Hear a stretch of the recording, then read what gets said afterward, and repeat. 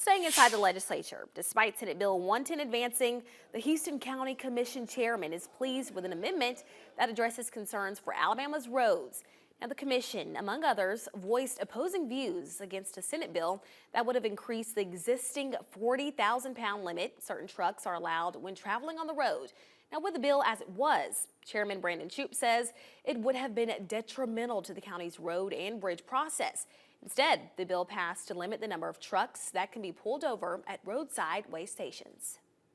It's a win for everybody's infrastructure because, I mean, you know, those log trucks go over city streets, they go over state highways, they certainly go over county roadways, and you know, just keeping that axle weight down, that's going to allow our asphalt to last years and years longer than it otherwise would. And the bill now awaits a vote in the House.